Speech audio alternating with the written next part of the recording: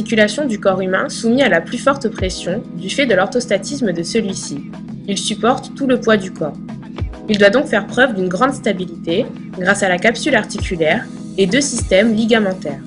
Le système périphérique, composé des ligaments collatéraux internes et externes, et du ligament patellaire qui renforce la capsule, ainsi que le système central, aussi appelé pivot central, formé du ligament croisé antérieur et de son homologue, le ligament croisé postérieur.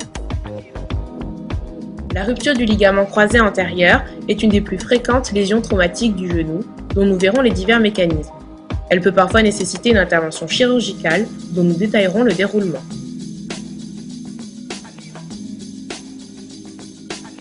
Le ligament croisé antérieur croise le ligament croisé postérieur dans tous les plans de l'espace et leur point de convergence constitue le pivot central du genou. Son origine correspond à l'aire intercondylienne antérieure, aussi appelée surface préspinale du plateau tibial, en arrière du site d'insertion du ménisque médial et en avant du tubercule interne de l'échancrure intercondylienne. Il se dirige en haut et en arrière pour s'insérer sur la partie postérieure de la face médiale du condyle latéral du fémur. De plus, on lui décrit deux faisceaux, un dorsolatéral et un médio-ventral.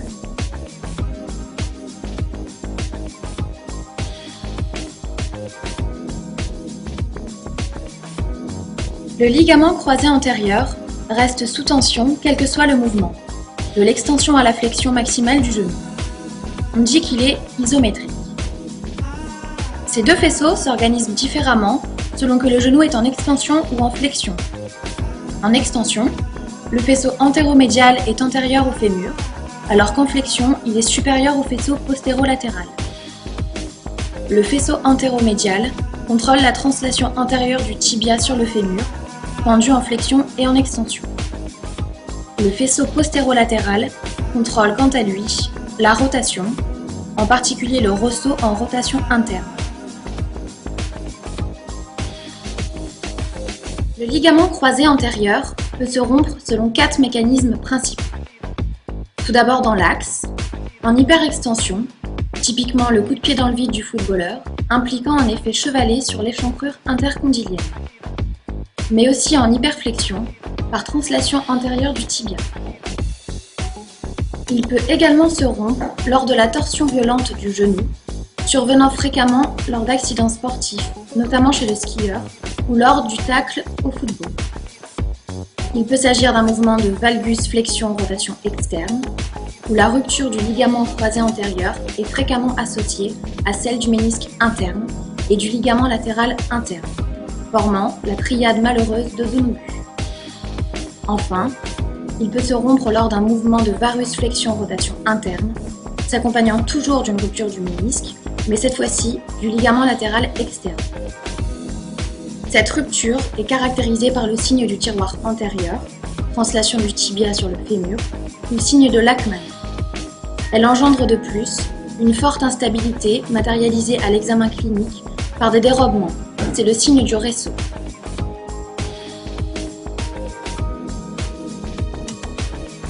La rupture du ligament croisé antérieur peut donner lieu à une reconstruction. On utilisera principalement deux techniques, celle du Kenneth-Jones et la DIDT. Nous nous attarderons ici sur la technique du DIDT avec le professeur Trogeni.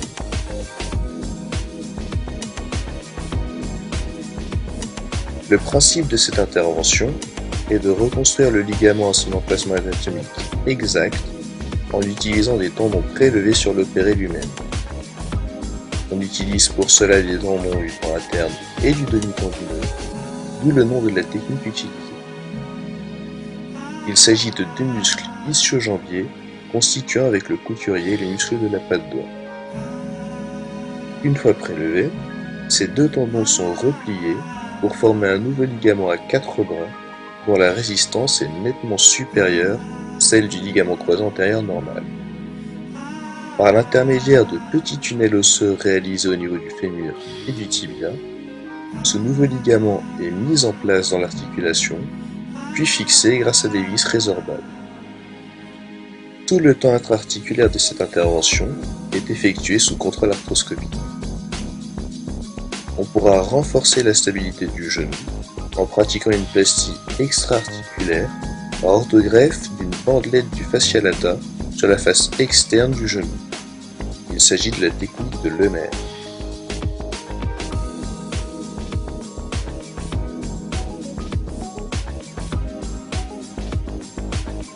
En définitive, on retiendra le rôle majeur du ligament croisé antérieur dans le contrôle de la laxité et de la stabilité du genou, notamment en rotation, mais aussi dans l'axe, en limitant la translation antérieure du tibia. C'est essentiellement son caractère isométrique qui lui permet d'exercer ses fonctions. Sa rupture est néanmoins fréquente, mais la reconstruction ne sera nécessaire qu'en cas d'instabilité invalidante et de pratique de sport de rotation.